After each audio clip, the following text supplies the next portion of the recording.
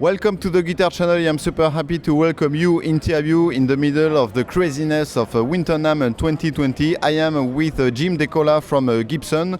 Jim, how are you doing today? I'm doing wonderful. Yeah? Yeah, it's great to be here. We have an exciting show. It's our biggest presence at NAMM ever. Mm-hmm. We have over 450 guitars on display, and the company's doing great. It's a really good time to be part of Gibson. Mm-hmm. Is there a secret to survive the first day of the NAMM with the noise level, even though here on the third level it's not that bad? You just kind of have to trudge through it. This year is my 40th year of going to NAMMs, so 1980 is when I went to my first NAMM, and this is my 40th year, and sometimes there's summer and winter NAMM, so it's over 60 some, high 60 some NAMM shows I've been to in my life. Okay. And I've learned, you stay hydrated, you wear comfortable shoes, you just got to be strong. Okay, so here you go, the indispensable survival tips to survive the NAMM. Thank you very much for that. Yeah. How long have you been working for Gibson? I've been with Gibson going on 9 years now. Okay. And prior to that, I was with two other companies, and prior to that, I was working at a shop outside of Chicago. Okay.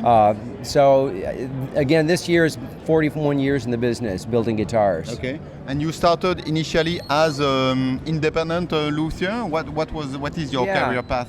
How I started, actually, I started playing guitar, and shortly after I started playing guitar, I was in high school wood shop. My second year of wood shop, you had to make a more involved product, or project. So one of my friends suggested, I was trying to decide what to make, and he said, "Well, you just started playing guitar. Why don't you make a guitar?" So I didn't know any better. Okay. So I thought maybe I could do it. So I had friends who were playing for several years, and they explained, like, hey, the frets have to be put in a certain spot and the bridge has to be in a certain spot. So I got a book, and I just started doing research and measuring other guitars, and completed my first guitar, and that's what got me the job at the music store. Okay. And then I ran the shop at the music store doing repairs and custom building for 9 years. Now I was hired by a company, and after that, like I said, this is the third company I've been with, and my 41st year in the business. That's good. Tell us a little bit more about the present period of Gibson. I think 3 years ago Gibson was not here. Oh no, 2 years ago Gibson was not here at NAMM.